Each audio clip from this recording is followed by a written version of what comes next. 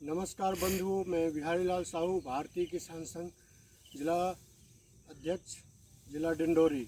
आप देखेंगे मैं आज ये गोकृपा अमृत का प्रयोग कर रहा हूँ। गोकृपा अमृत में बनखेड़ी से लेके आया था, जो कि होशंगाबाद ज़िले में है, जिसको नर्मदापुरम कहते हैं। ये गोकृपा अमृत गौ माता से ही कृपा से ही बनता है।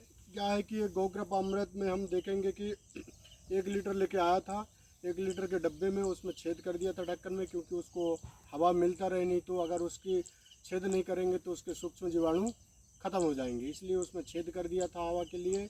उसको जब मैंने लेके आया 31 तारीख को, तो 1 तारीख को मैंने उसको 200 लीटर का एक ड्रम लिया, उसमें 200 लीटर पानी डाला, और 200 लीटर पानी डालने के बाद 2 किलो गुड़ को बढ़िया घोल किया और उसको डाला। और गाय का छाछ, ना कि जर्सी गाय का, ना भैंस का, नहीं, गाय का, देसी गाय की छाछ को 2 लीटर उसमें डाला। उसको मैंने 6 दिन तक लगातार उसको शाम सुबह में उसको दंड चला करके 12-12 घंटे में एक बार उसको चलाता था, और उसको जो जूट के बोरा से उसको ढक देता था, मुंह को बांध देता था। और आज ये 7 तारीख हो गई, 7 दिन हो गया, 7वां दिन हो रहा है। तो आज मैं इसका छिड़काव कर रहा हूँ।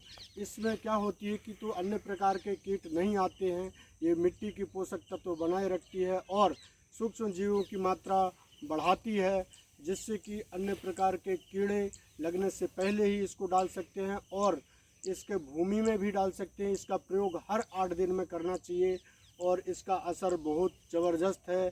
यह खाद को हम हमेशा करते रहेंगे, और जिसको जिसको भी चाहिए तो हम 1-1 लीटर के डब्बे में हम दे सकते हैं, निःशुल्क दे सकते हैं। जिसको चाहिए तो आप घर पर जाकर बना सकते हैं और आप उसको भी उपयोग कर सकते हैं।